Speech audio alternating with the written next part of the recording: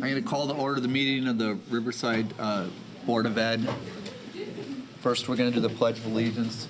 I pledge allegiance to the flag of the United States of America and to the republic for which it stands, one nation, under God, indivisible, with liberty and justice for all. Before we do the roll call, our president had to be out of town for work today, and under the board policy as vice president, I'll preside over the meeting in this place. Mary Ann, would you take the roll, please? Ms. Fresca, Dr. King. Here. Ms. Sierra. Here. Mr. Smith. Here. Ms. Towner. Mr. Walsh. Here. The first order of business is recognitions. Ms. Smetana will come up with Mr. Smithing. When you're, we'll read the different recognitions in your name, and if it's, a group, you could stay up till the rest of your group comes. Athletics, the following list of freshmen earn all academic for a varsity fall sport. Congratulations to girls swim, Sophie Bruno and Madeline Weddick. Boys golf, James Berger. Girls cross country, Tess Bruno and Victoria Hansen. Pom-poms, Catherine Glaw. Is that how you say it? Congratulations. Girls golf, Kiana Keene. She didn't want to walk. Now we move on to the chess team. The chess team competed in and won the Metro Suburban Conference Championship on Saturday, January 20th, 2018 at Fenton High School. Congratulations to the following students won their respective boards plus all conference honors. Jackson Hager, Luke Graham, Andres Resto, Rokas Lukasevich, Megan Sroka. All right, Megan's here. Megan? Why don't you wait for your teammates, hon? Just stand up here and wait for your other teammates. Peter Gianettos. Is he here? Camera guy? Oh, he's the camera? Oh, okay. Multi-talented. Two cameras. I thought you were Peter for a second. The following students finished second on their boards plus all conference honors. Joseph Vitek and Alexander Mercado Gertler. In the open tournament, Juan Quiros, is that how you say it? Quiros. 2018 MSC Open champion. James Jers, 7th place. Dominique Rodriguez, 8th place. There's Dominic. Dominique's here. Congratulations. Nathan Sanchez won 2 of 4 matches. And Theodore Rusin, beginners category medal. The chess team competed Clapping for Theodore. in the first ever IHSA sectional and qualified for state. Is Mr. Monty here? I don't see Mr. Oh, Monty. Mr. Monty often comes, and he is the sponsor of the chess team. And we could before we give our final applause for the chess team. So, the chess team qualified for state, and they were scheduled to leave for the state championship the Friday morning, the day of the snowstorm. And so Mr. Monty and one of our teachers met with the students here at like 5 a.m. And they were going to try to go and see if they could make it, go nice and slow. They left extra early, and after about an hour, they called me and said they didn't want to go any further, and we had him come back. And so we throw an extra. Mr. Mann's going to help sponsor an extra pizza party for a chess team because they did not get to compete in the state tournament, and the state did not cancel the tournament. They ended up running the state tournament that weekend. So. Wow, that's So that's a little unfortunate. extra round of applause for this chess team.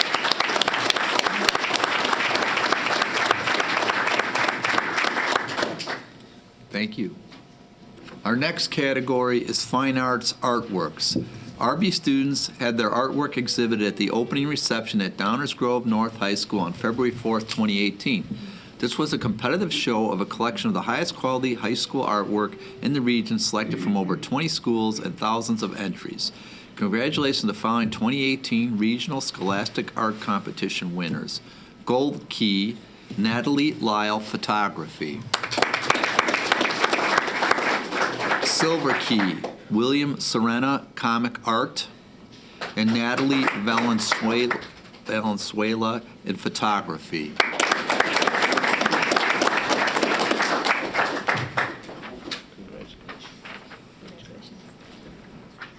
Honorable mentions: Sumner Fury, Photography; Gianna Figuero in Digital Art; Xavier Olvera in Illustration;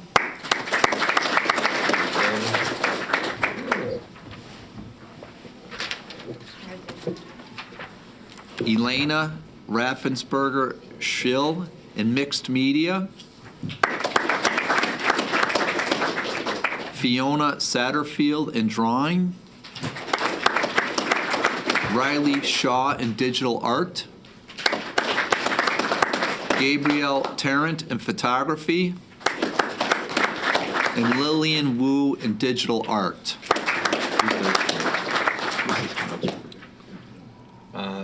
Kristen, is that Kristen's the Ms. sponsor. Zimmerman? That's the sponsor for the art club? Yes. Okay. Okay. Ms. Zimmerman's the sponsor of the art club. Congratulations, everybody. And Fine Arts for Dance, the following student had her choreography of Look Up chosen for the Illinois State High School Dance Festival Student Showcase in May. This was one of the 12 selected from 42 dances auditioned by local Illinois high school dance programs. Congratulations to Liliana Ziagua. Thank you, Is John. Liliana here? Is she here? Well, we'll start there. And now we're going to move on to the speech team. The speech team competed at the Fenton Regional on Saturday, February 3rd, 2018. The team had 7 events entered into the final round of competition. Both students advanced to sectionals at Elk Grove. Congratulations to Delaney O'Brien for prose reading, 4th place. Mrs. O'Brien? Downstairs in theater, so. And Cameron Winkler for humorous interpretation, 1st place and tournament champion. Thank you, Mrs. O'Brien, for grabbing those for us. And our next category is National Merit Finalist. The following student has met all the requirements to advance to the finalist standing in the National Merit Scholarship Competition, is now considered for the National Merit Scholarships that are offered in 2018. Congratulations to Joseph Kinnan.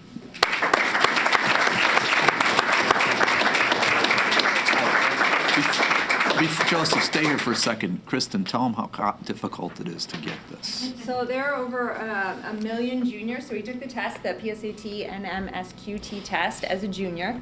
And there are well over a million students throughout the U.S. that take the test. And to become a semi-finalist, you have to be in the top 16,000 students.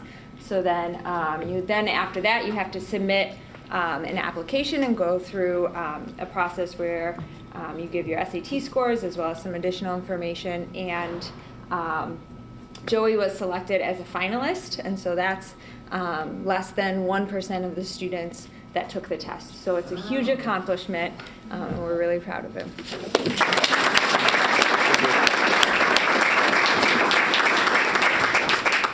Next category is the Prudential Spirit of Community Award. The Prudential Spirit of Community Award is sponsored by Prudential Financial in partnership with the National Association of Secondary School Principals, recognizing middle level and high school students across America for outstanding volunteer service. Volunteer activities were judged on criteria including personal initiative, creativity, effort, impact, and personal growth. Congratulations to the following recipients. Finalists: Radislava Pribble-Pierdenak, the President's Volunteer Service Award, Caitlin Gaynor.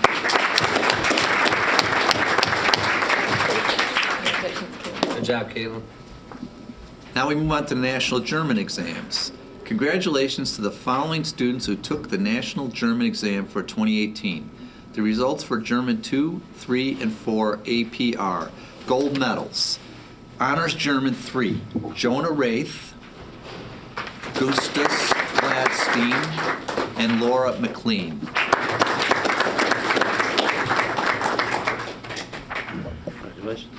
Congratulations. For German 2, Eleanor Perrier. Silver medals for AP German 4, Robert Parisi and Sarah Basic. For Honors German 3, Christina Tepek. Bronze medals. Oh, I'm sorry. I didn't mean to go so fast. Good job, Congratulations. Christina. Good job. Bronze medals, Honors German 3, Neela Callanan, Marissa Drake, Jake Strand, Evan Dunbar, and Julia Maywood. For German 2, Sean Parr and Sydney Lindenberg. Achievement Awards. Honors German 3, Alexander Thomas. German 2, Mia Hologos. Fiona Satterfield. Catherine Iwaniak. Tara Jenny.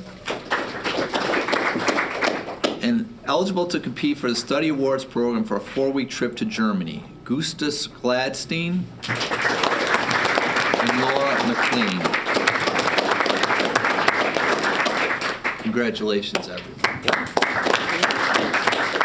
Patricia Reeves is the German teacher. Thank you. And then now we move on to staff recognition. One of our staff members has been presented with an IHSA Excellence in Sportsmanship Award. He has been working with our athletic department for almost 10 years and is an intricate part of every game day. He is always willing to help out whenever possible and is a gracious host to our officials and opposing teams. RB is fortunate to have him as part of the Bulldog community. Please congratulate Brian Brennan.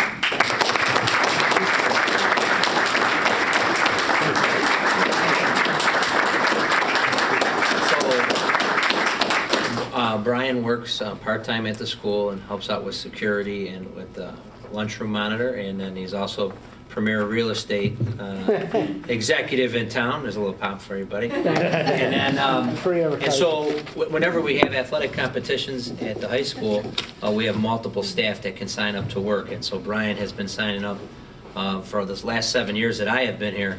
And he a lot of times serves as the coordinator of officials, or he'll escort the officials and help with some of the game operations, making sure the game's set up and getting their teams to their locker rooms when they arrive and at halftime and stuff. And so I believe it was an official that filled this out, correct? Correct.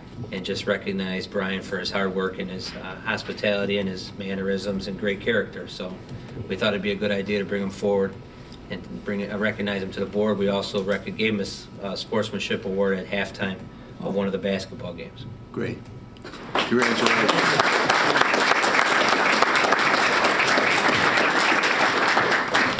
In Mr. Grisson's absence, I will offer, we're going to move on to the regular business, and don't feel like, we'd love to have you stay if you'd like to, but if you'd like to exit, it's a good time to do so. We got one student report.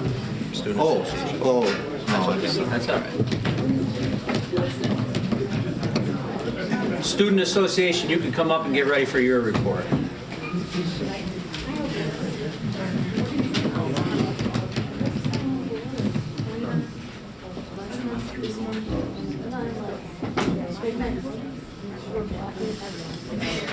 Would you do us a favor and introduce yourself and your positions? Let the first? people come out first.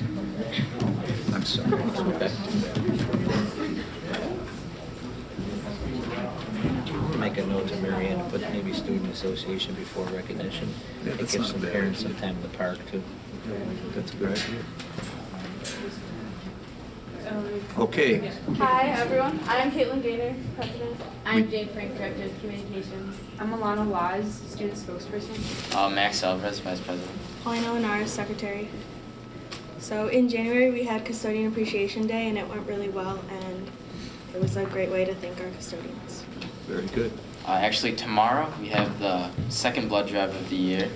Right now we have 148 people signed up, but we're hoping that we get a little more than 100 just because we actually have 3 field trips tomorrow, I think, and the in-school performance for the play.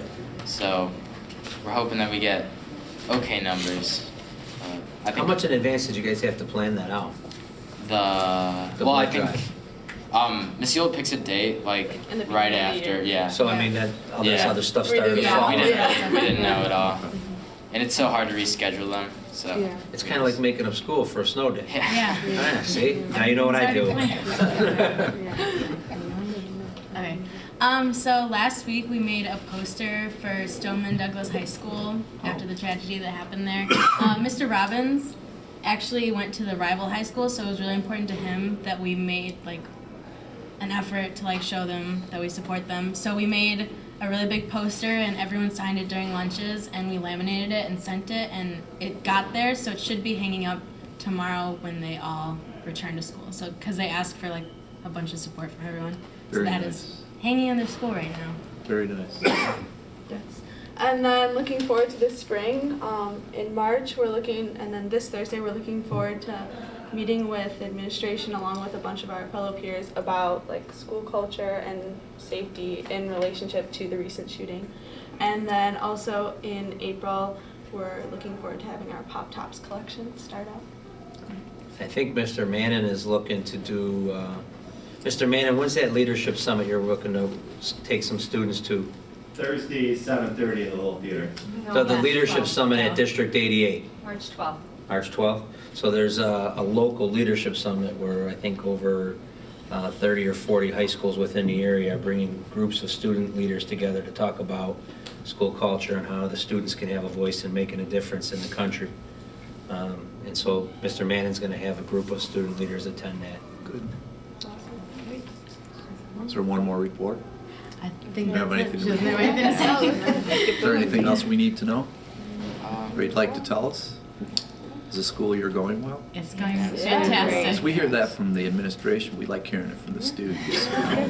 Don't tell us anything. Good. Anybody have any questions? Nope. Thank you, everybody. Thank you very much for your time.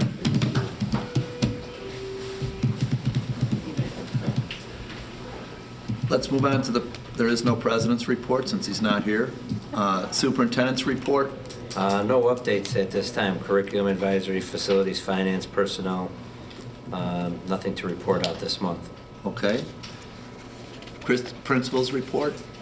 We have completed several rounds of sectioning for the 2018-19 school year, and we still have one more round to go this week. So we have already met with Dr. Skinkis, but the last round to finalize things will be with myself, our Director of Student Services, our Director of Special Education, and our Assistant Principal of Curriculum and Instruction. So we need to finalize a few items, but we will be able to meet the staffing needs within the FTE that Dr. Skinkis presented in November, which does account for transfer students. And in March, we will bring to you any courses that are under 20 that need board approval and be able to provide some additional information at that time. Today, we gave the last ACT test that we will be giving at RB during the school day. So it's exciting. One last standardized test. And so the students were really focused today, and everyone was really proud of their dedication in taking that long test. These same students will be taking a practice SAT next week because that's a new assessment to them, and we want to make sure they're prepared for the state assessment, which is April 10th. That's also obviously a college entrance exam, and so we want our students to be able to have options and be prepared so they can use either score if they so choose. Online quarter report cards for the first and third quarters will be piloted this year, starting this third quarter. Communication will be sent to parents via email this week, along with a video tutorial and step-by-step instructions. But there are really only 2 steps once parents log into Skyward, so it's pretty simple, and we're hoping that it's an easy process. Lastly, the spring musical is Little Shop of Horrors. It's this week, Thursday, Friday, and Saturday at 7 p.m. and Sunday at 2 p.m. Tickets for adults are $10 and $5 for students. I got to see the dress rehearsal before the board meeting tonight, and it's phenomenal. So I hope that you're able to go and people watching are able to go to support them. Anything else? No? Questions? Questions from that side? Unless there's an objection, we're going to rearrange the schedule so that our two assistant principals who don't have to stay after their reports can come up. Is that okay with everybody? Who would like to go first? Okay, Mr. Manning? Which topic Handbook. are you going to talk about? The handbook? Handbook. So it's under new business item B on our agenda. I think it's roughly page 180. It says 96. Oh, 96, I'm sorry. Good evening, board. Tonight I'm here to speak about suggested changes to the 1819 handbook. Within the past 3 months, I've met with staff and parent group and students regarding the suggested changes. Outcome from these meetings included changes to the final exam criteria, reshaping the tardy consequence chart, and eliminating the Saturday detentions. If you look at the first page that we included a summary of major revisions. One item that we wanted to clear up under final exam exemptions is there's just a simple typo under science. Explore math, which is highlighted on your right, needed to line up with the science category. So that was just a simple change over, but something significant when we look at final exam exemptions for our seniors next year. So that made sure that that's shaped up.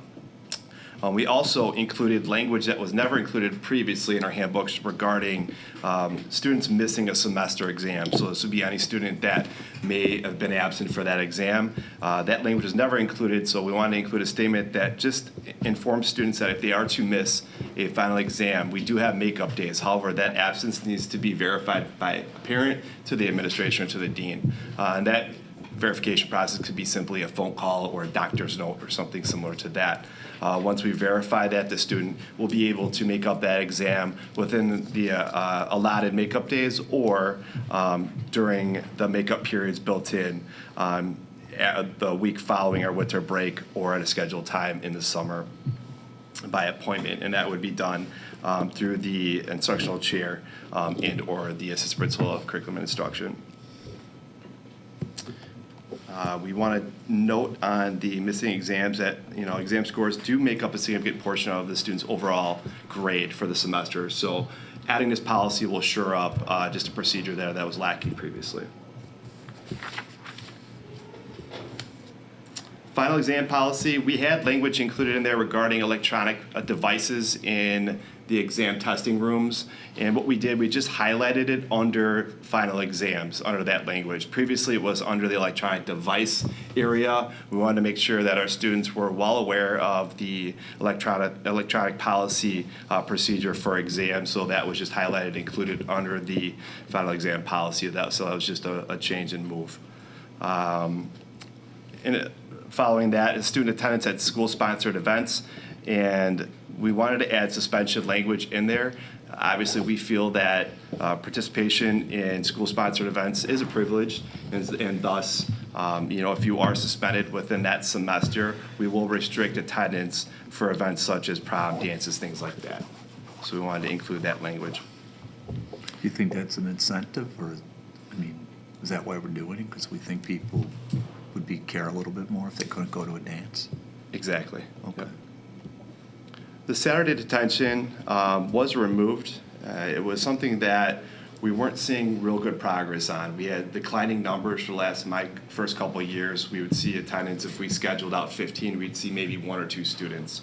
So paying a staff member to come in on Saturday and only seeing a couple of kids benefit from that, we just looked at that as not a useful tool for an intervention. So then we supported that with increased interventions throughout the school day. So now we have a full-time person in our lunch detention room, so we're able to utilize that a little bit more. We're doing more of the restorative practices within meetings with the deans on a regular basis. So that's something that we're increasing in lieu of the Saturday detention, which has added benefits, I think, face-to-face benefits from just a student coming in on a Saturday. So, Dave, if we circle back to the student attendance at a dance, Are you saying that if a student got suspended on the first day of school, they couldn't go to the dance 3 months later at homecoming or something? Yeah, it's for that semester. So if it's first semester, it'd be homecoming. Second semester, if they're a junior or senior, it would be prom. And that would be It's if they got a 1-day suspension or a 5-day suspension. correct.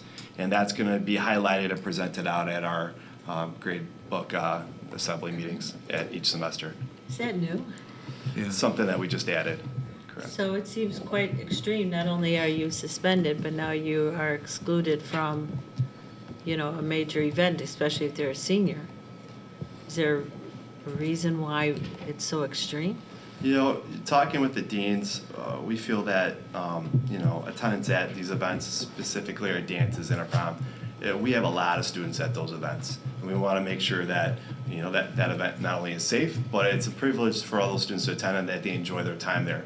And so we feel that having kind of an added consequence for students, if they do get suspended, that they can't attend that, it's a definite privilege. We want to make sure that privilege is noted. So that's the reason behind it. It's also a procedure that we used at other schools that I've been in as well. Just seems not instructional, but punitive. I could see if they were expelled, but 1-day suspension. I could see if other mitigating experience, somebody makes a mistake, and then. This is a first read anyways, correct, Dave? Okay. So we can discuss this a little bit more? Yeah, we can bring this back, discuss a little bit further, maybe throw an added intervention, but before we go to the suspension or removal from the dance, so it's something we could talk about. Or the other maybe alternative is think about, like you have in some other areas, that if you're suspended, you may be excluded from the dance. And, if a kid screws up one time on the first day of school and then he or she has perfect behavior for 3 months, maybe if you think, well, they'll be better if you go to the dance instead of being mad because they didn't go to the dance. Something. Is there some kind of appeals process? Yeah, I think Just Something. I wouldn't suggest We can don't review make it. it so rigid Sure. that you have some. we can review this a little bit. I mean, we've Absolutely. had students go to school for 4 years and it makes a crazy mistake, out of character, and then, you're gonna miss prom your senior year for something? Just Yeah. would you give it some thought? We need to allow administration to override something really crazy out of the ordinary. Yeah. Yeah, absolutely. Yeah, and so we'll bring that back and we'll talk about it. Okay. And Yeah. and for the final read, then we'll bring those suggestions forth at that point. The last area here is tardy consequences. Really, what we did is everything is pretty much the same. Every third action is a consequence. So, 1, 2 is a warning. Third one is going to be an outcome. 4, 5 warning. 6 is an outcome. And those are assigned with consequences through the HERO system. One added feature that we added for next year going forward is once you hit that third outcome, you also lose 3 points from HERO. Our teachers have been doing a really good job of positive behavior interventions and giving kids points for doing great things in the classroom throughout the building. So if you are tired of class and it's happening 3 times, that's significant. Now you're going to lose some of those privileges that teachers are giving you from the points. And so maybe that week they can't go get a candy bar and lunch from us because they don't have enough points to get that. So that's why the HERO point system is included in there. And then we just realigned it and we took out the Saturdays and then included some of the other interventions that we're doing. I know a question came up, why are we waiting on the chart? It indicates at 21 or 24 we're calling the parent. Yeah. Every outcome, the parent's notified through an automated message. So they're already included in our notifications. And then we're also utilizing this data on our behavior team. And so at that point, we're reviewing all these behaviors. We rope the parent in and the student in throughout that process as well. So we're definitely, in communication with parents as we go through the tardy system with I them. don't think it's So very clear in it that you're notifying the parent each time. How are the parents notified, Dave? It's electronic at this point. It's an Like through automated automated call or email? notification through email. Maybe just on the bottom where it says additional note at each warning. You have an updated tardy policy was developed. And these are unexcused, right? Correct. Just maybe put that one sentence, this way you're not listing it 24 times.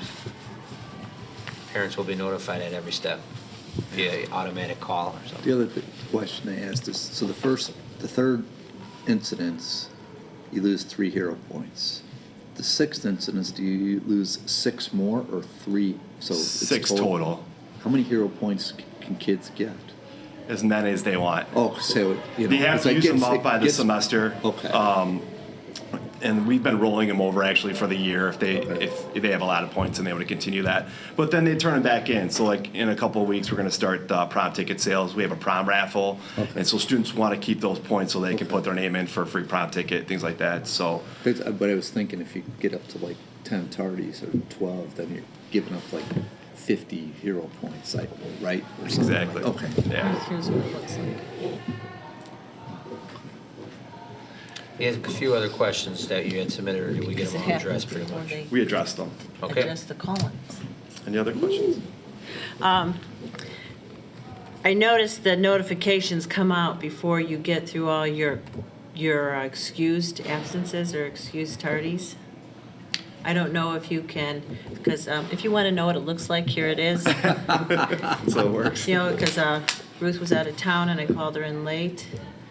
But before she could even get to school, I got the notification. We clear it out, so you'll get the notification, but Okay. then we'll clear that out once we have, either a phone call that comes in or paperwork. Like a lot of students get, they go to the dentist early for orthodontial work or what have you. Right. Then we'll just clear that off once we see it. So, although it may seem to you that yes, they got marked for the tardy, there's no way around it. We'll have to then excuse it out, and then that's null and void then, so they'll be back to 0.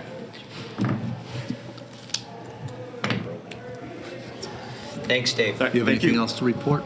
Or before you leave, does anybody have any questions, Wes? Nope, I don't. Other side? Thank you. Thank you. So I assume you're going to talk about textbook adoptions, which is item A on our new business? Yep. You let him go first and then he Just left? I would have stayed. If I would have gone first, he is so dead when I see him again. All right, page number, Kylie? Mary Ann? 80. 80. My thing says 83, but that could be different. Good evening. I am here to give you some information on the textbooks that we would like to adopt for next school year. If you remember back in September, I provided the board with an update of kind of a preview of what we were looking at so that it wouldn't be a shock to the system when I came this time and said, here's what we need. The good news is that, as you may have noticed, if you look at the bottom of the summary of those textbook proposals, is what I'm actually proposing now is just shy of $29,000 less than it was when I came to talk to you in September. We were able to get 3 of our textbooks, prices down anywhere from $2,000 to $5,500, and we were able to scale back some of the requests and do more of a rolling request. For example, in our Spanish department, who wanted to do multiple textbooks at once, and we pulled that back, and we're going to do more of a slow rollout there. So the textbooks that we are putting up for adoption are the AP Psychology textbook, which is a book that we've currently been using for about 13 years. The new book that we are proposing, actually we're very excited about, was just published at the beginning of this year, and one of the contributors to the textbook was the table read leader for the AP Psychology exam for a number of years with the College Board, and the publication of the book was actually delayed until the beginning of this year because she had to be out of her College Board position for long enough for it to be safe for her to go in and publish. So we're able to use her as a resource through that textbook, which we're very excited about having that opportunity with a textbook with that level of input from someone who's had that intimate of exposure to the AP test in that area. We are continuing our adoption of the Discovery Education Tech Book series, which we started with Earth Science and Applied Chemistry and Physics. This year, or for next year, we are asking to be able to continue implementing that with our chemistry and our honors chemistry classes. This is the one textbook that you will see that does not have a request for a hard copy, and I know there was a question about that. The Discovery Education is called a tech book, so there is no hardcover textbook that exists with Discovery Education. So where 3 of the 4 other resources that we're requesting have an actual hard copy, the tech book doesn't. It's meant to be what they call a science experience, and so that is completely an online platform. It does not have a hard copy that comes with it, so that's why you won't see a request there for an actual hard copy that will go into the classrooms, and that has worked out very well as we've seen it roll out in applied chemistry and physics and our earth science classes. And then our Spanish, we got into kind of a pickle with Spanish because the publisher that had been publishing our books went out of business and is no longer going to publish our books anymore that we were using. And with that, not being able to order any additional materials from them if we needed replacement or if we needed to update our materials, all of the online licenses were gone. And so we would no longer have access to any of the online resources. So we were pretty much dead in the water with our Spanish series if we continued to go that route. And so this is the beginning of what will be a slow rollout through Spanish so that we can make sure that we are doing our due diligence to the process of really adopting a new series and taking that step by step instead of jumping in head first. So we're going with just Spanish 1. Do you know how old the Spanish 1 books you're replacing are about? The current textbook, I don't have that. I don't have that available in front of me. I'm just, are we careful that we're not going to pick another publisher that? Yes, they vetted, and they work. Our Spanish teachers have a lot of connection with ICFL, with the which is the world language community, the National Conference for World Languages. So they vetted quite a few books and went with a publisher who's been around for a while, and they felt very comfortable. Yeah, that would be sustainable. It's 10 years. 10 years. Thank you very much. So that's when you start wanting to replace them anyway. Right? Yes. Okay. And then our U.S. government textbook was last purchased. The full set of books was purchased in 2002, and some replacement copies were purchased in 2009 and then 2011. So we wanted to be able to have some consistency there in terms of that government textbook. And there is obviously a lot that has occurred since 2002. So there's updates in demographics, there's updates in political trends, Supreme Court cases. So it's a much more updated version, which also then again has the ebook that's compatible with those student Chromebooks. And that was our one of our bigger savings, where we saw initially thinking that we were going to be about $4,500 more on that U.S. government textbook, but we were able to drop that down. So as you can see at the bottom, we were looking in September at about $108,000, and now we're looking at shy of 80. So we've been able to bring it down, like I said, just shy of $29,000. And so, you know, we wanted to be very mindful about making sure that we made conscious decisions and kind of took this at a slower pace. We didn't want to just dive in, for example, with the Spanish. Every time I present textbooks, I always have samples with me so that if you want to, you can take a look at them. The tech book for science is a little different because I can't show it to you, but what I provided for you with the other 3 textbooks that are on Mary Ann's cart is my login to the Discovery Education platform, so that if you wanted to go in and you wanted to play around with it a little bit, you'd be able to see some of that functionality. And then the government book, the Spanish book, and the AP Psychology book are all over there for your review, and I'll leave those with Mary Ann in case anybody wants to take a look at those. Callie, I know we had one question, and I think you might have touched on it, but just to reiterate, why do we still need to do classroom sets in a few classes? Teachers would like to have classroom sets in classes in the event that something happens with a student's Chromebook, or there's something that they don't have access, or the battery is dead, or they need to be able to contact the student's academic support teacher, let's say, and that teacher needs to be able to help a student, and maybe they don't have a login, but they are able to have access to the hardcover book right there. We're still in a situation where having that hard copy in the room as a backup for students, should we need it, we just want to make sure that any student who comes into a class at any point in time always has access to those resources.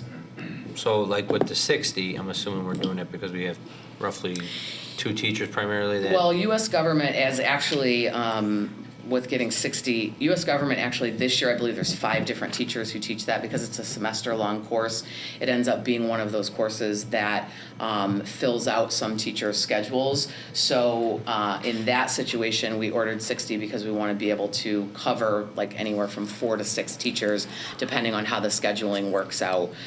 We were trying to stick with, like in AP Psychology, we have 1 teacher that teaches that. So we were trying to do 15. Kristen and I kind of talked through and tried to use 15 as our guideline of saying if we have 15 books in the classroom, we could handle support having 1 or a study skills teachers having 1 and still having kids be able to access them in the room. But US Gov is tricky because anywhere from 4 to 6 teachers are going to teach that every year. So we want to be able to make sure that we arm all of the teachers with those resources. So the goal is still to primarily textbooks. Yes. Yep.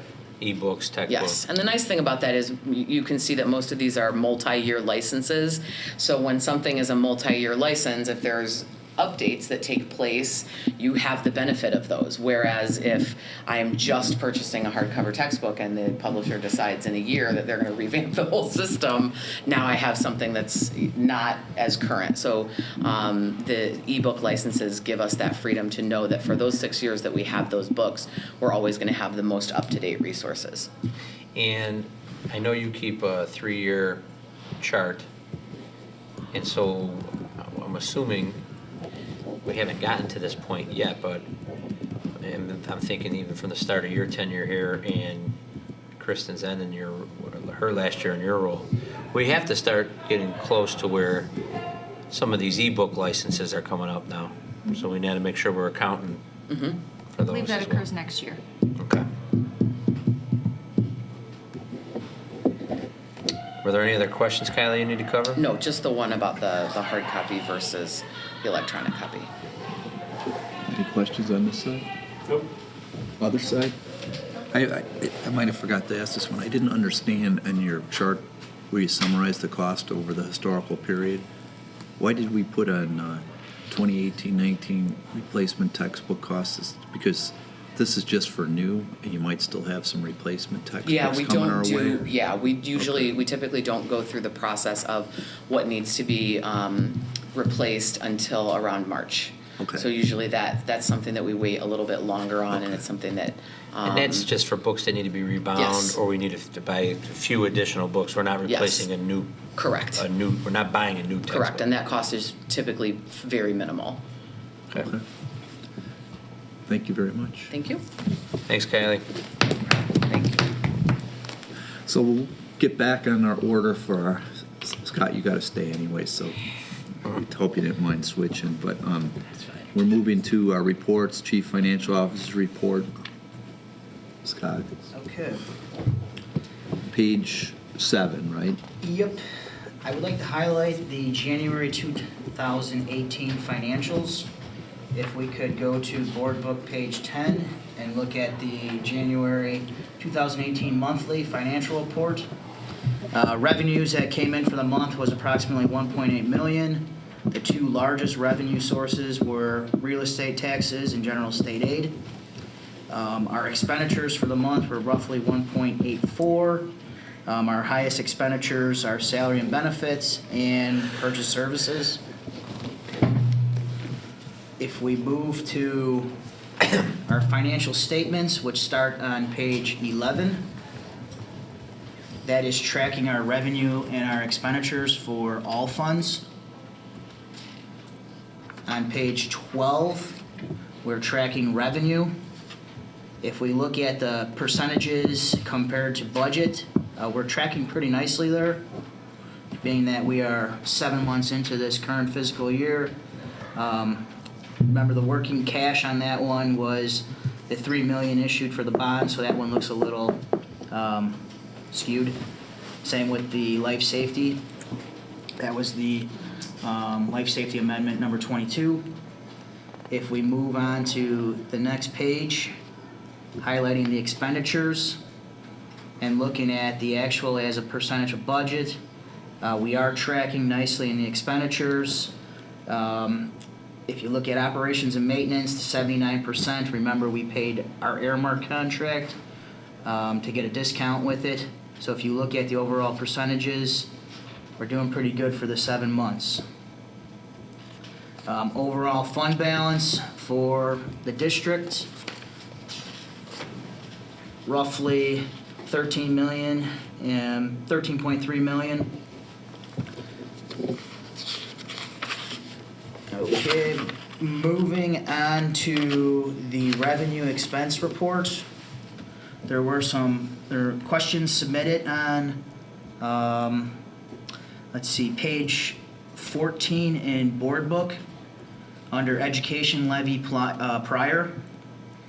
The district received 2016 tax distributions from Cook County after June 30th, which is counted as prior year tax distributions for this current budget year. Cook County is not consistent with the release of tax distributions.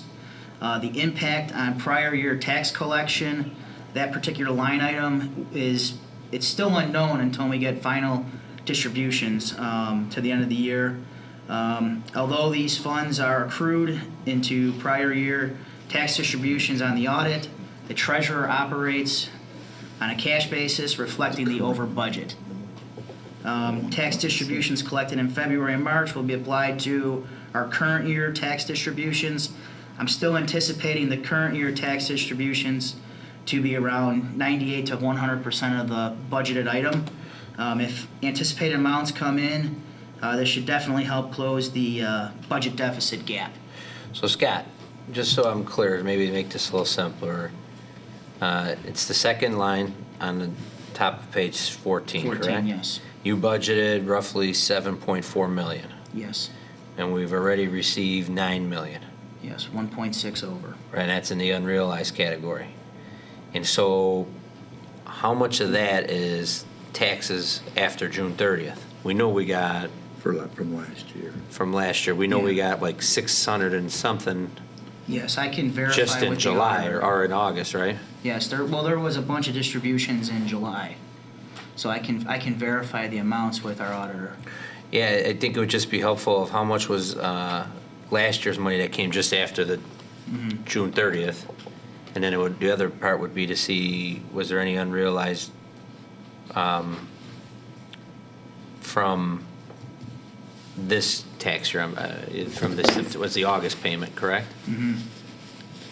It'd be nice to see if we could break down how much is from the March payment that was late, and then the August payment? Because we get them in what, August and September, or March and September? March and August. March and August.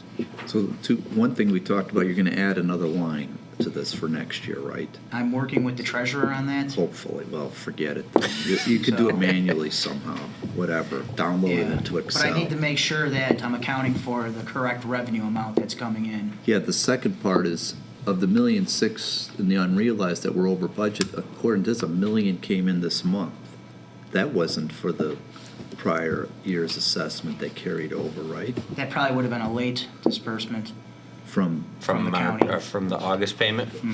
from the August payment, though, Yeah. from this year, though, right? So I mean, if you just do that, you're talking a late payment of $1 million and the 600 we got right in July, that's your 1.6. That's your 1.6. But I think you should, I can verify with Okay. Cook County distribution and pull the details behind it. And unless, and we won't know this as we're learning, if the county delays payment of the second assessment for the blank line that's the current, and it gets pushed into next year, right, that, which could happen. It could happen, We yes. we never know. But if that doesn't happen, we are gonna be way over budget on our revenues, The right? revenue, yes. Okay, but we would start seeing some of that 8.9 after March, correct? right. It should be. April It 1st? should be start coming in now. Okay. Because I was wondering if it's the other, and I should have put a note in here. I'm sure, because we're all taxpayers, there was a lot of people who were paying their taxes for the second assessment before the end of the year because To get of the- the change in the tax, Mhm. federal Federal taxation. So I'm wondering if we've got early funds for the second assessment, and that's why it's so high. You might want to check that. Yeah, too. I can pull everything from the Cook County Treasurer. Okay. Keep going, Scott, you're doing fine. And then on the revenue expense, there was also on board book page 39 under the capital projects fund. In this current budget was the tennis courts and parking lot only. The accounts that are over budget are the accounts used to pay the contractors their money the district was retaining from the various 2015 stadium projects. Final application has been submitted by Nicholas. We're verifying with DLA. Final payment on that, that should be coming in March to the board. And we have that construction summary now, and so you're holding on that to give it so once everything's completely paid off? Yes. This and way that you should can be coming in reconcile March. them. I want to just verify with the pay applications and all the different credits that were coming through that it's matching up. And just so the community understands, majority, if not all, the contractors that did the work in 2015 that put in the original bids on the tennis courts and parking lot did the adjusted work that came after the lawsuit in 2017. Yes, they rebid it. And not rebid it, but they resubmitted. Resubmitted their pricing. Right, rebid would be the Yeah. different they resubmitted the pricing if there are any adjustments. And we retained some of their fees. Yes, from, The original project until all that work was completed. that is correct. Right. Okay. But again, because we work on a cash basis, and we hadn't paid for the two large items, the $350 last year, so we paid for them this year. So do we expect to hit the budget on the other items? We're actually going to be like $350,000 over budget this year on this category or not? That is what it's looking like. It's Okay. looking around that we have about 215,000 remaining on to pay out the contractors. But that doesn't go, that's not part of our operating fund, right? Do we No, get that's that Fund for the- 60. Okay. Okay, moving on to student activity accounts summary for January 2018. I believe there's only one or two negative accounts in there. We're working on trying to get those to have a positive balance. We'll continue to keep working on those with fundraising and different things to try to get those back to positive. Moving on to medical insurance update. At the last board meeting, I was asked to get additional cooperative rates and plans to see if anything would match our current existing plan that we have. I did get information from the Northern Illinois Health Insurance Program, another cooperative from Arthur Gallagher through the same broker that we currently have. They offer three very similar plans, but none of them were an exact match to what our current plan design is. The first self-insured provider review came through for HUD International. This is their exact words. They completed the review of our last two renewals from EBC. Overall review is EBC is providing rate stability, fair renewals based upon claims, and they're giving us access to Blue Cross Blue Shield. For now, it appears that the EBC is serving the group insurance needs in a fashion that would be difficult to beat year over year. Vista National, also a self-funded provider. They have all our information for the last three renewals that we have. They're still working on completing their review. I'm hoping to get the final findings this week. Let's hold on our recommendation until you get the final findings, Okay, just in case something does change. We know it's unlikely, but let's be fair to them. okay. So please disregard my recommendation that is out there until I get the review findings from Vista National. Okay. Phone contract update. The district received 3 proposals from different telecommunication services for a 3-year service contract. The request for proposal was sent out to 7 different vendors and was advertised in the newspaper. We're currently conducting reference checks, and we'll be bringing a recommendation to the board in March. Update on the Proviso Township Treasurer. The Treasurer's Office did approve the contract to move from DCR to Infinite Visions.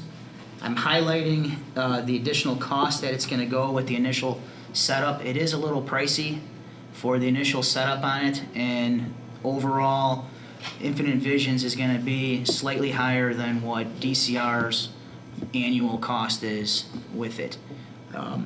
Broken down is basically the initial setup cost, and then moving forward will be,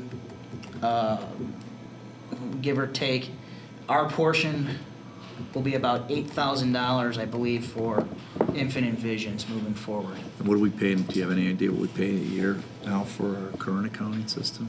Is it just buried in the other cost? It's buried, yes, it's buried in the other cost, but Infinite Visions is roughly double what the current one is. Okay. But it's going to give us some more flexibility. So our bills will roughly go to the treasurer's office from 63 to more like 71, 75? Yeah, somewhere within that range. And so the big year is this FY19? FY19. Okay. And that concludes my financial report. Is the budget under your financial report? It is. It's a All right, so separate, it's you're a not- separate item. Okay, well, okay, you're gonna get jumping on that? Oh, then? hold on, Oh, I see if since there's we took a questions, break. okay. Does anybody have any questions? This way?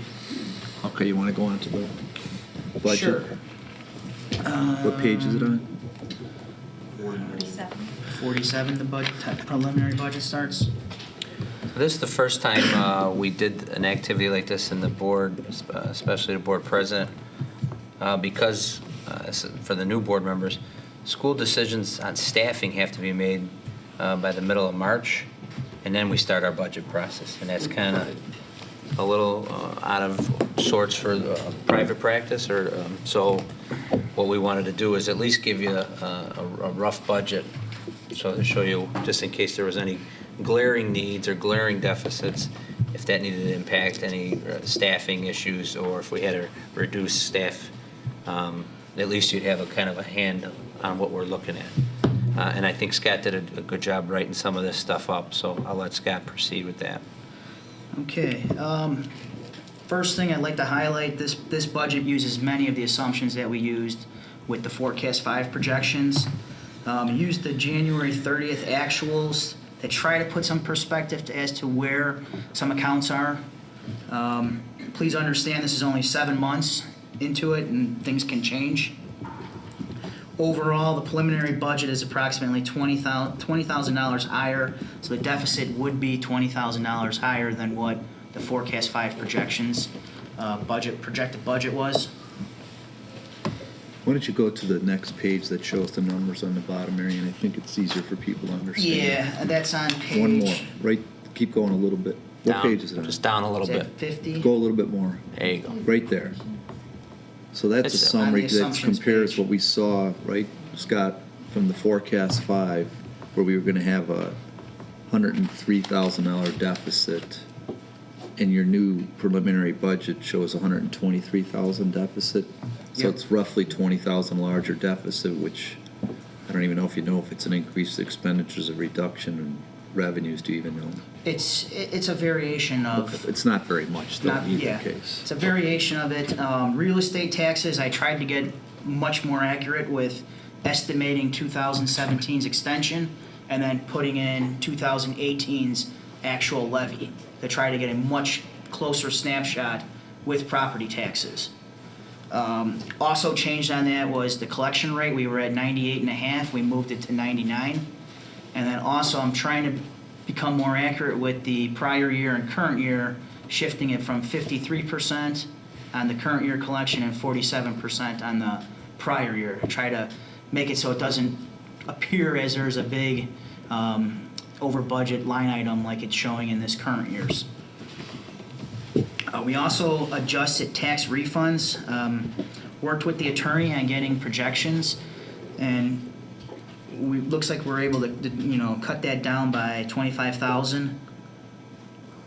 Technology fee increase, this will be the last year of the one-to-one implementation, so there will be a slight increase on that. That was part of the Forecast 5 projections. The tax refund decrease was not part of that, so that was a little change there. Also, I want to highlight the change in the general state aid new funding formula. So if you went through the actual line items in the budget, you'll see general state aid increase quite significantly, but then the state reimbursables actually decreased down to zero because it's all part of the new funding formula. Capital projects revenue will decrease. That's if there's preliminary work with the zoo. With the working cash transfer, instead of being 4.25, it would be 200 just for preliminary work. Moving on to significant expenditures, plugged in all of the new salary increases per the collective bargaining. That came out to be approximately 3.56%. So that's, For- do me a favor and only talk about what changed since the forecast 5, because there's only 20,000. You had done that before, hadn't you? So are there other items that you want to highlight that are changes from the forecast 5? Absolutely. Okay. The big one is the Township Treasurer. That's 23,000. Okay. LADSI Purchase Service. After speaking with them and looking at our purchase service contract that we submitted to it, that's going to be a $10,000 increase.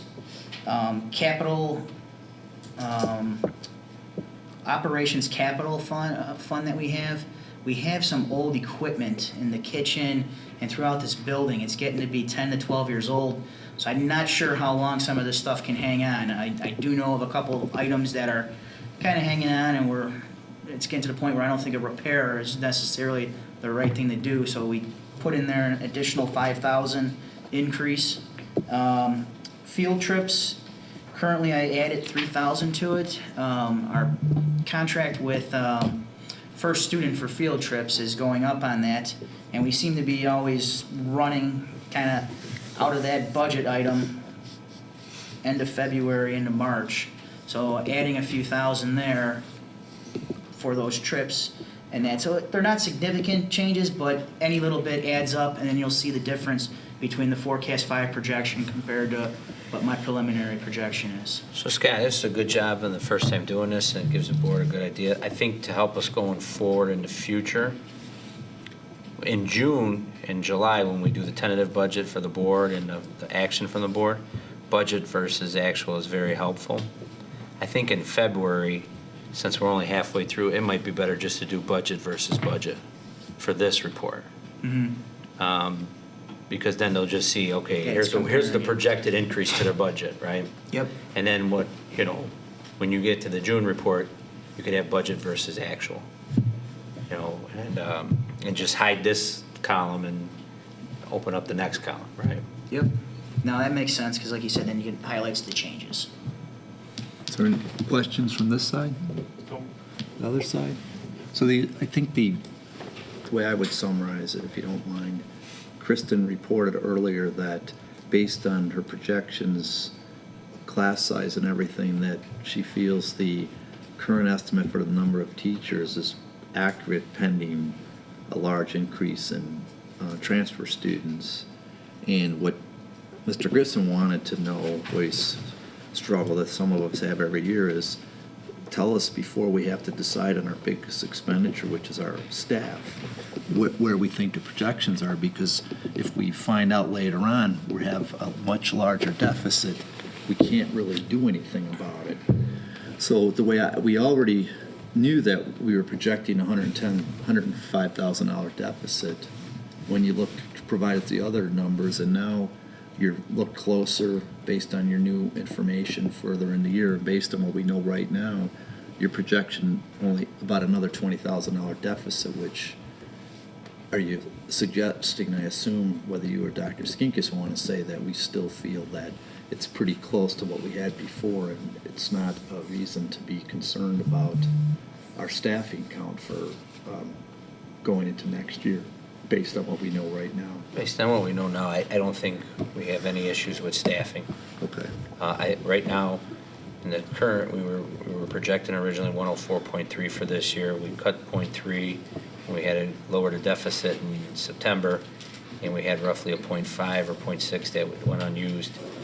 So we're using that. We added in for adding some additional social work services. I added an additional 0.1, so it's 104.4. In emergency purposes, come August, if we need to break the glass and add a 0.2, that's something, but that's not something that's going to force us to swing our deficit or double our deficit. Right. So I think we're in a good spot. Kristen and her team have done a really good job going through this. Okay. Thank you, Scott. I I appreciate got a it. question Oh, go on, John. Thank you. The state aid, is that new funding formula, is that reflected in our 18 budget now, or is it just going to be in the 19 budget? It's not reflected in our current one. We have no idea if we're getting any new money this year. So the 19 budget, it looks like we're going to get an extra $450,000 from that formula? No, what happened is he mentioned this earlier. It looks like we're getting 415,000, but we got two other accounts that used to come from the state are now zero. They just put it all in one lump sum. So really, we're hoping to get about 50,000. I guess we should add, you are looking at what the impact would be to us if the pension is shifted on to the school district too, right? Yes.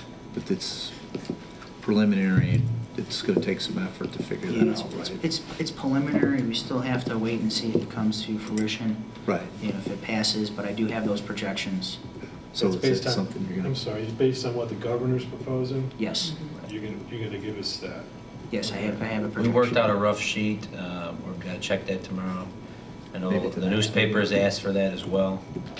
But if the governor's plan came to fruition with no changes, which you all know that's highly unlikely, we would basically, by the end of that fourth year, would wipe out the GSA. So whatever money they give would be offset by what? Would we basically, incur, whatever but money. Just a shift. Like, just for simple math, if they give us 1.4, we would, by that fourth year, where I think that would be 100% of fully funding pensions, we Yep. would be paying out 1.4. But I still think it's something we need to address here so that our constituents, our taxpayers know.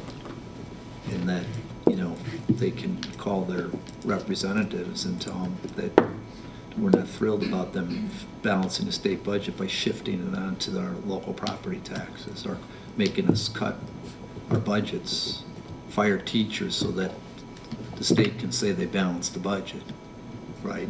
That's exactly what So we have to let's, have. can you We do could some have it sort by of more March. detailed report, maybe at one of our upcoming meetings? Yep, can So have you're that in saying March. roughly 1.4 million? If it went, remember, I think he proposed 25%. No, I don't know the exact numbers. Scott's Yeah, gonna run them. it's- Bob's writing stuff down, and I don't know the exact numbers. it's So I don't four-year want people process, to misreport something, 25%. Bob. Wasn't it 25, 50, 75, 100? Right, so by year 4 of his proposal, the school districts would pay 100% of pensions. So it'd be phased in 25%. And I think it was roughly, it would roughly eat up all of our state aid. Well, it's So, nice to have an idea You're right. of the worst-case scenario and Right. what that would Or an entail. idea what's being proposed right Yeah. now. Yes, what the proposal would be. Yeah. So can you? we'll have that, we can have that in Present March. something. I think you got some stuff going on with your school, Business Officials Association. Thank you. Anything else for Scott? Now we're going to move on to visitor comments. Since we have one visitor, I'm going to ask her personally, would you like to make comments? All right, then I will not read the long dialogue there, okay? That moves us to discussion information items. Does any of the Board of Education members request to add any additional items for discussion, this side, other side? I John? actually have one. Okay. This revolves, or makes reference to what happened in Florida. I think Dr. Skinkis was a good foresight in recognizing that, this type of tragedy can happen. And this is sort of a long-term discussion item, or for the future, if our resource officer could, whatever lessons are learned from that experience, to make sure that we're up to date and we're doing the proper thing, in terms of treating children who have problems appropriately, or access points to our school, whatever. I think it's reasonable for due diligence to, the board could have a report on that For sure. sometime in the future. Okay. I know we're already doing, Mr. Manning and myself at the previous district had a very good school resource officer. And so I know he's coming over in the next week or two to do like a 2-hour session with our current school liaison. And so having those kind of dialogues ongoing. I got a call on the way to the board meeting today from another school district asking how we went through the process to give the police departments, or the Riverside Police Department, access to our security cameras in their squad cars. Because that's something that was coming up from the Florida event, that there was like the times have varied, but there was a definite time delay on what they were seeing on the camera, accessing the cameras from a remote location to what was taking place. So that at one point they thought that the incident was still ongoing and the student had already stopped shooting and had exited the property. And what they were seeing on the video was thinking it was still going on because there was a time delay. So, I mean, schools are looking at giving cameras to access to squad cars and doing some of those things. So We'll make sure your liaison looks at the board resolution we approved, letting Riverside have our videos, and it was limited to when we decided there was an emergency. Right. That they cannot give access to the police on a Just, 24/7 basis correct. without the board approving it. correct. Okay. Life safety, no updates on the police department radios. Life safety capital improvements, Scott highlighted that. We're finishing final pay applications. We're going to retain probably anywhere from between $5,000 and $8,000 until our parking lot arrows get painted and a few curbs get painted. But other than that, everything is complete. Any questions on that? What about the stuff for next year? Is there going to be an update on that, or for this summer? Yes, but we don't have any major projects planned for this summer, just all Joel's stuff that Joel's Okay, doing that's right. subcontract. Okay. So then we move on to the calendar, amend the 27-18 school calendar? So the board gave me permission at the January meeting to work with the feeder schools and to start communications, but to formally vote on something, the board needs to have it posted to the agenda for 48 hours, so we need to take formal action. Okay. And I've already communicated to the staff, parents, it's going out in the newsletter, it's on the website, e-blast. So it'll be, the makeup day for February 9th will be April 2nd. Okay, does somebody want to read the resolution? It's on page 78, Or it's on. or it's up on the screen. Yeah, Mary, you might just, whoever's doing, Kristen, can you zoom that a little better? I got it. Resolved that the Board of Education, Township High School District 208, Cook County, Illinois, hereby approves the amended 2017-2018 school calendar that reflects February 9th, 2018 as district closed and April 2nd, 2018 as an attendance day, as presented in the February 27th, 2018 board agenda packet. Is there a second? Second. Motion by Ms. Towner and second by Mr. Smithing, okay? Is there any discussion? Mary Ann, you want to take the vote? Ms. Ruska? Yes. Dr. King? Yes. Ms. Zero? Yes. Mr. Smithing? Yes. Mr. Walsh? Yes. So then we're going to move on to extracurricular activity report requests, first read.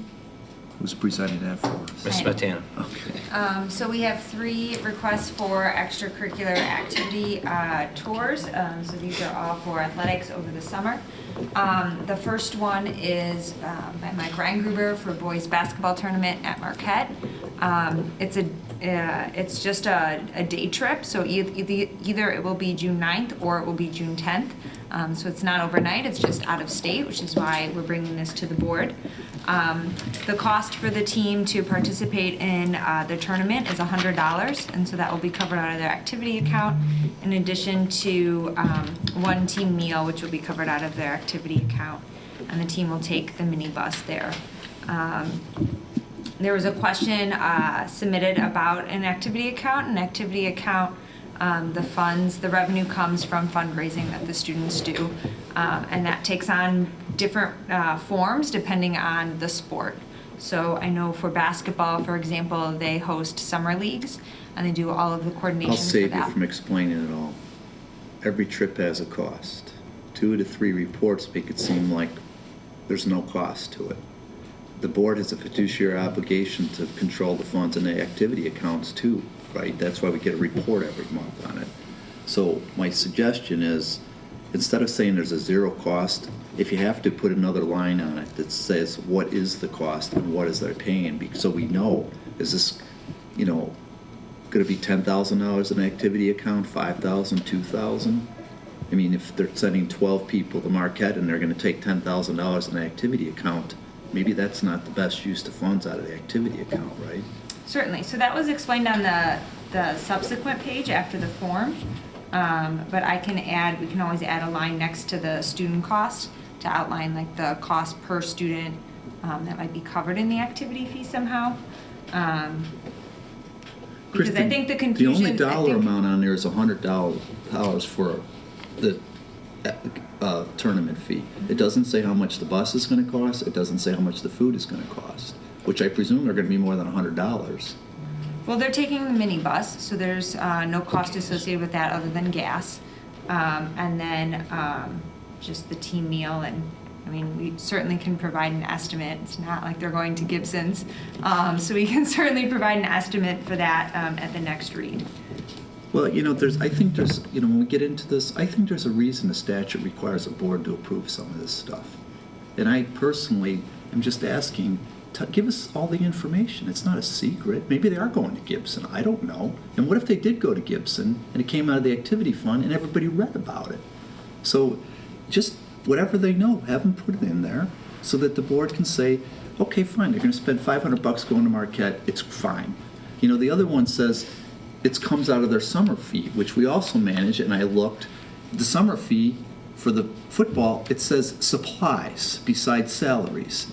Now, again, maybe everybody thinks we're supposed to connect the dots on 22 meetings we have a year and 10,000 pages of documents, but I'm not that smart.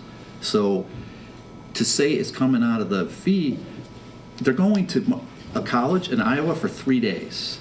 I presume there's some significant cost to that.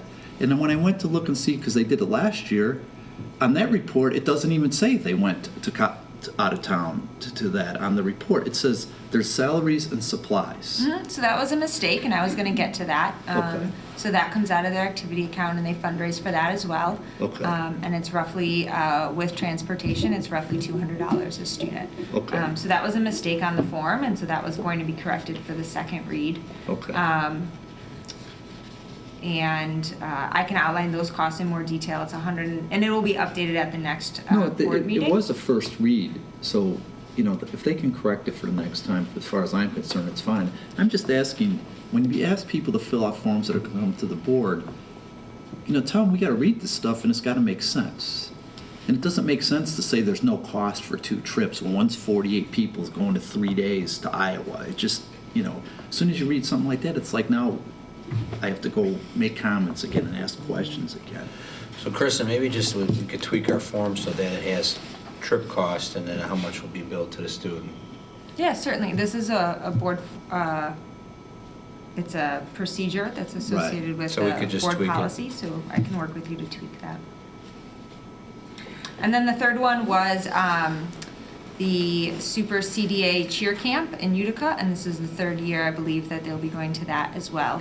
And students will fundraise to offset the cost, and that cost is outlined. That one was outlined in there. Correct, at $350 a student. So the question, There are questions? on the trips, is this the fees that, they pay to play? No. No, so this is all in addition. bonus. Right. This is like, hey, we're going to Marquette basketball camp. It's $200 a There's kid. no obligation for kids to go. Right. So the students who are going will contribute enough money to cover the trip? They know it has to run at 0 cost to the district. I think Tim's point, it would be nice to have that broken down on the sheet. Or if there is a cost, like sometimes if we have to use a yellow school bus because we want it for safety purposes, or the district has leftover transportation money, it'd be nice to break that down so that they could see what the final amount is for the trip that students are covering. So when you say it's coming out of the activity fee, that's where I get confused, because I'm thinking the activity fee is that pay to play? No, activity that's account. The report activity account where we have it there's the Right. 3 pages. So on the basketball, the balance is about 18 grand, I looked. So the Yeah, I think- basketball activity fund, as Kristen asked, how does the money get in there? A lot of it goes through payments from the players or fundraisers that they put into the So account. an activity account is kind of like the school, that activity's checkbook, or, just for their activity. So when they run a fundraiser or a bake sale, or they run these junior high Bulldog tournaments, if they make money for their team, it goes in there. And if they want to do camps, they use some money from that, and they use some money from students paying money. It's not, their pay-to-play money? no, it is not. Okay. That's a district account. Okay, all right, that wasn't clear to me. Okay. Related issue, where does a booster check to the different sports go? Does it go into that activity account or is it separate? I think Scott could clarify, but most of the time it goes into the activity account. It would go into the activity account. So what happens is if, I just use a general example, if a team came forward and said, I think we did this a few years ago, we needed new jerseys. And so the school was paying a third, the team fundraised for a third, and the boosters pay a third. I believe we ordered that out of like that activity account, and then we transferred money to that activity account, the boosters cut the check to that activity account. So that's why sometimes you'll see the activity accounts are sometimes in the negative until they get the money from the boosters or all their fundraising dollars come in. So technically then, the activity accounts really are no cost to the district. Is that right, Tim? Well, that's true, but again, the state statute requires the board to take a fiduciary obligation on the activity account. So Well, that's- we have a duty to make sure it's being properly spent, but it does not come out of the General ledger. general ledger. It doesn't come out of our other revenues. It comes out of other sources. It's mostly student fundraising and Fundraising. payments and things like that over the years, right? Or the boosters? Boosters, fundraising. But the boosters usually is in and out, isn't it, Scott? Like, if they're gonna buy uniforms for basketball, you tell them how much it is, they make the donation, Yes. and then you pay the bill, and that, if it's a Correct. booster donation, it's usually just goes in and out, right? Right, there's no like. They don't make donations just to throw it in the No. account. No, correct. It's targeted. Yes. Yes.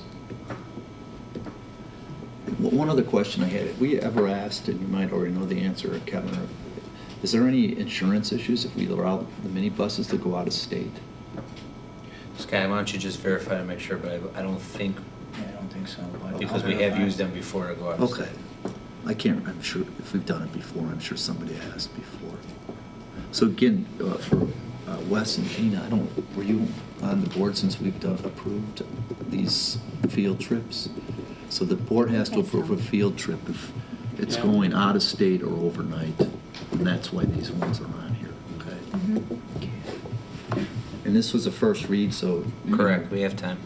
Revise them and then bring them up the next meeting, probably, Kristen. Yep. Okay. Any questions on that? Others? Now, the last time we had a packet of trips for regular classes. This is the first time we've had a packet of 3 trips for athletics, really. So we do it in as many as 3 waves. So we'll do one at the start of the school year for first semester and usually the first half of second semester. And then if needed, we'll do one right in January for the second semester. And if we don't anticipate that, then we just hold off and do one for the summer. Any other We questions? approved some water polo. Oh, we did, Yes. okay. Water I did. I polo, thought we did one. Right. Simple Music reminders is is going if to it's New York anything. over spring break. They better come back Sunday. They got school Monday now. I guess, anything over 200 miles overnight or out of I state. forgot about 200 miles. So unless it's the actual state tournament series, that's the only thing that the policy does not require approval. Because then could happen within a week's notice. And Right. Anything else? Nope. I think we're going to move on to matters for closed session then, which they are personnel, student discipline, individual student matters, purchase or lease of real property, probable imminent or pending litigation, collective negotiations, and school safety. So I'll ask again, since we still only have one visitor, if you care to make any comments? Okay. So we had the discussion item, you really was requesting that to be on a future agenda, right, John? Yes. You don't want to talk about it today, do you? Okay. So really would have been, is there any other consideration items for future meetings besides John's? Okay, so somebody want to read the resolution for closed session? It's on the agenda this time. Is that the one on the board? Yeah, it's here too. Okay. Be resolved that the Board of Education, Township High School District 208, Cook County, Illinois, enters closed session for the purpose of considering appointment, employment, compensation, discipline, performance, or discipline of specific employees of the public body or legal counsel for the public body, student discipline, purchase or lease of real property, probable, imminent, or pending litigation, collective negotiations, and school safety. I'm going to second because I want to make one change. I think you said, didn't say dismissal here. I think you said discipline twice. So it can be Okay. performance or dismissal. Okay. Okay. So Laura's amending it so it's exactly the way it's written there. And I'm seconding it that way. Okay, Marion? Dr. King, Yes. Mr. Smithing, Yes. Ms. Sierra. Yes. Ms. Ruska. Yeah. And Mr. Walsh. Yes. It's, how about